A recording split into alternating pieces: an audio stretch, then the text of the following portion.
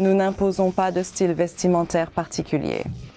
Beaucoup de gens estimaient qu'il était temps pour Vogue de changer, et ils s'en réjouissaient. Il y avait peut-être des remarques cinglantes en coulisses, mais on apprend à vivre avec et à continuer son travail. L'insinuation selon laquelle Johnny aurait pu connaître le suspect. Je ne crois pas une seule seconde qu'il y ait, pourrait être, la moindre once de vérité là-dedans. Oui, je trouvais juste que c'était un peu banal. Est-ce que je dois mettre les visages du moment parce que c'est ce qu'on a en couverture ou continuer à réfléchir? Continue à réfléchir.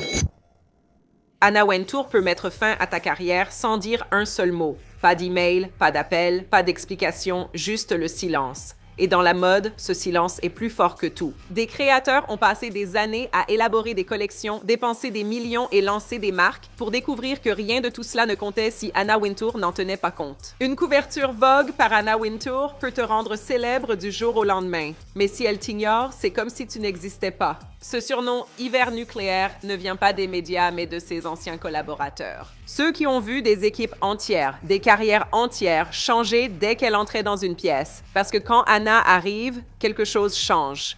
Et parfois, quelque chose disparaît. Donc la question n'est pas de savoir si elle est puissante, c'est celle-ci. Combien de pouvoir une seule personne a-t-elle pour décider qui compte et qui n'existe même pas? Anna Wintour n'a pas gravi les échelons du pouvoir. Elle a grandi dedans. Née en 1949 à Londres, elle a grandi dans une maison où l'influence n'était pas une notion abstraite, mais une réalité quotidienne. Son père, Charles Wintour, n'était pas simplement rédacteur en chef d'un journal. Il était l'une des figures médiatiques les plus puissantes de Grande-Bretagne, déterminant ce à quoi le pays prêtait attention et ce qu'il choisissait d'ignorer. Les discussions à table allaient bien au-delà des banalités, gros titres, perception, contrôle.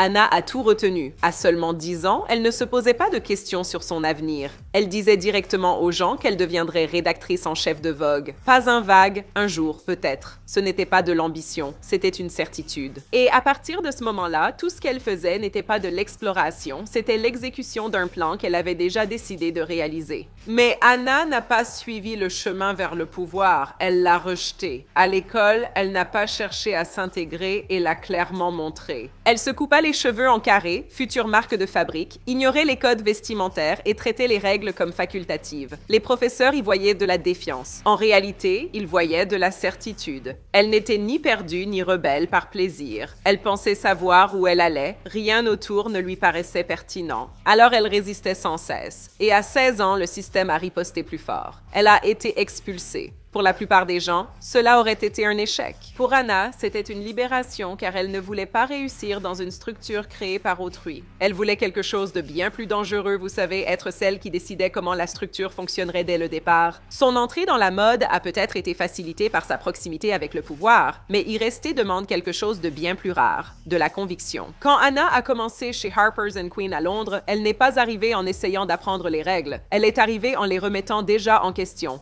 À une époque où la mode restait soignée et contrôlée, elle a voulu quelque chose de plus audacieux. Des visages jeunes au lieu de ceux déjà établis, un style plus audacieux au lieu d'une élégance sage, des images qui semblaient modernes plutôt que traditionnelles. Cela mettait les gens mal à l'aise. Ses collègues ne la trouvaient ni collaborative ni chaleureuse, mais la jugeaient difficile, froide et d'une certitude déconcertante quant à sa vision. Mais vous savez, cette certitude était justement ce qui la distinguait. Alors que d'autres essayaient de réussir en s'adaptant, vous savez, au système, Anna faisait le contraire. Elle lui mettait la pression. Peu à peu, presque discrètement, le système a changé autour d'elle. Son ascension n'a pas été faite que de revers, il y a eu des moments qui auraient pu tout stopper. À New York, chez Harper's Bazaar, Anna Wintour ne s'est pas adaptée en silence et a remis en cause toute la direction créative du magazine. Ses idées étaient plus tranchantes, plus risquées et bien plus audacieuses que ce que la direction pouvait accepter. Pour eux, ce n'était pas de l'innovation, c'était de la perturbation. Trop audacieuse, trop différente, trop, tout simplement. Alors, qu'ont-ils fait? Ils l'ont licenciée. Et cela aurait dû être la fin de l'histoire. Vous savez, elle aurait pu s'ajuster, s'adoucir, apprendre à suivre les règles et à jouer le jeu. Mais au lieu de cela, elle a fait exactement le contraire. Elle s'est fait encore plus confiance. Puis est survenu ce qui semblait être un échec total, House & Garden. Elle a pris un magazine de décoration traditionnelle et a essayé de l'imposer dans le monde de la haute couture en plaçant des mannequins de couture dans des décors domestiques mis en scène et en imposant une vision que le public ne voulait tout simplement pas. Les lecteurs l'ont rejeté, la diffusion a chuté, les annonceurs sont partis et le magazine a commencé à s'effondrer sous sa direction. C'était public et impossible à ignorer. Le genre d'échec qui met discrètement fin à la plupart des carrières. Mais Anna n'a pas ralenti, n'a pas essayé de réparer les choses, elle ne s'est même pas expliquée. Elle est partie complètement, déjà concentrée sur la prochaine étape, déjà en train de voir plus grand, parce que pour elle, l'échec n'était pas une raison de s'arrêter, c'était la preuve qu'elle pouvait vraiment changer les choses.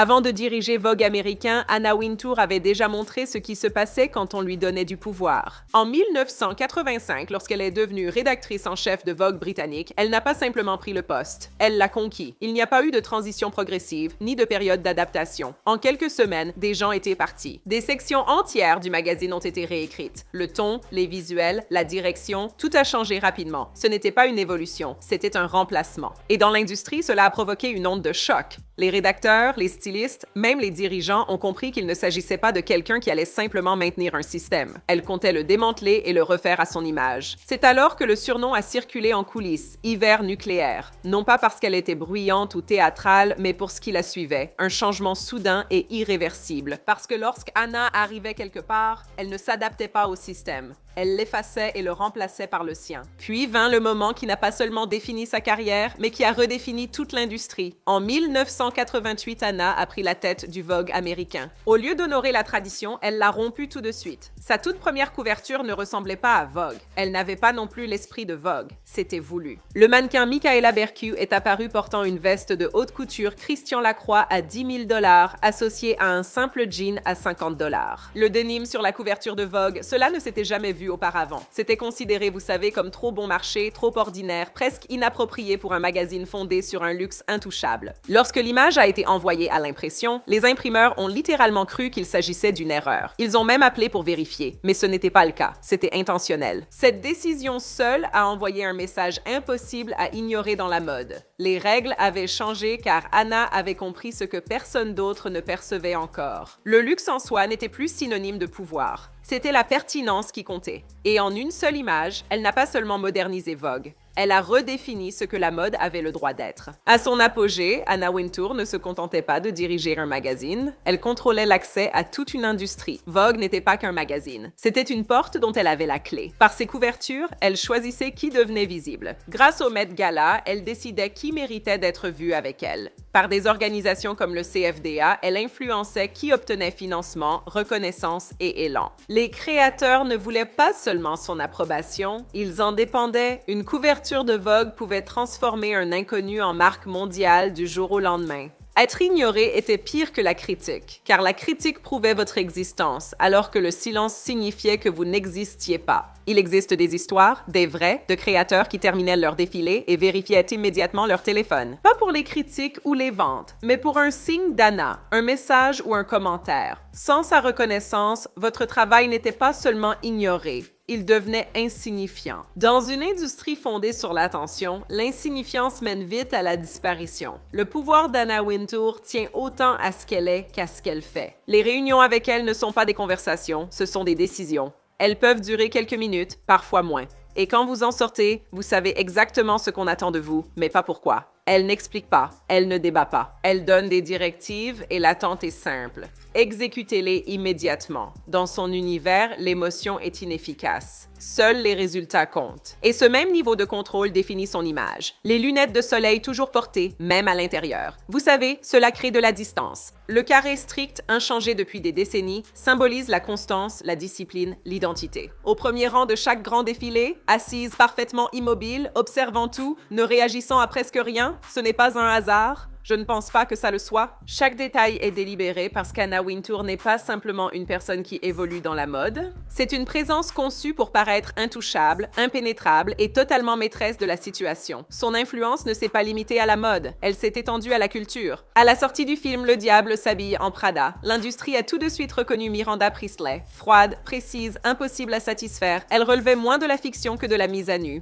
Une ancienne assistante a transformé en histoire connue dans le monde entier tout ce que l'on murmurait sur Anna Wintour à huis clos. Soudain, le mythe avait un visage que le public pouvait comprendre. Mais c'est la réaction d'Anna qui l'a rendue légendaire. Elle n'a rien nié, ni réagi, ni défendu. Elle s'est présentée à la première en portant des produits et restée assise pendant tout le film sans aucune expression. Et ensuite, lorsqu'on lui a posé des questions à ce sujet, elle a simplement dit qu'elle aimait la fiction. C'est tout. Aucune clarification ni contestation, car elle n'avait plus besoin de contrôler le récit. Le silence l'a fait à sa place, effaçant la frontière entre mythe et réalité. Pour quelqu'un dont la carrière reposait sur le contrôle, certains aspects de la vie d'Anna lui échappaient. fait. Son mariage avec le psychiatre David Schaeffer ne s'est pas effondré d'un coup. Il s'est éteint avec le temps, usé par la distance, la routine et une carrière toujours prioritaire. Dans la mode, elle dictait les résultats, façonnait les récits, décidait de ce qui fonctionnait et de ce qui ne fonctionnait pas. Mais ici, aucun système à contrôler, aucune décision pour arranger les choses. Tout s'est terminé en même temps. Je veux dire, la pression extérieure sur Vogue augmentait d'une façon qu'elle ne pouvait pas ignorer. Pendant des années, le magazine avait été critiqué pour ceux qui l'excluaient, en particulier les créateurs noirs, les mannequins noirs et les voix noires au sein même de l'industrie. Contrairement à plus tôt dans sa carrière,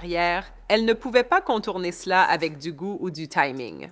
En 2020, elle a fait quelque chose de rare. Elle l'a reconnu publiquement, elle a admis que Vogue avait échoué, qu'il n'en avait pas fait assez, ce n'était pas dramatique. Ce n'était pas chargé d'émotions, mais important car pour l'une des rares fois de sa carrière, Anna ne contrôlait pas le récit, elle y réagissait. Derrière l'image, les lunettes, le silence et le contrôle, il y a un aspect d'Anna que peu voient, non parce qu'il n'existe pas, mais parce qu'elle ne le montre pas. Loin des caméras et des gros titres, elle a discrètement soutenu de jeunes créateurs, les mettant en relation avec des investisseurs, leur ouvrant des portes auxquelles ils n'auraient pas eu accès seuls, et façonnant des carrières bien avant que le public n'entende parler d'eux. Il y a des créateurs qui ont réussi non pas grâce à une couverture de Vogue, mais parce qu'Anna a passé un coup de fil dont personne n'a jamais entendu parler. Pas d'annonce, pas de reconnaissance, aucune histoire construite autour de cela. Parce que pour elle, l'influence n'est pas quelque chose que l'on affiche, c'est quelque chose que l'on utilise, et c'est ce qui la rend plus difficile à comprendre. La même personne, perçue comme froide, distante et intouchable, agit aussi souvent dans l'ombre, construisant l'industrie même que les gens pensent qu'elle ne fait que contrôler. Ce qui distingue vraiment Anna Wintour, ce n'est pas seulement le goût ou le pouvoir, c'est son obsession inlassable. On sait qu'Anna Wintour commence sa journée avant l'aube, examinant les maquettes et prenant des décisions, pensant déjà des mois à l'avance par rapport aux autres. Les numéros ne sont pas planifiés des semaines à l'avance, ils sont élaborés des saisons à l'avance, parfois presque un an avant même d'être vus. Et rien n'est trop petit pour avoir de l'importance. La couverture, le photographe, l'éclairage, le stylisme, l'image exacte qui sera retenue au final,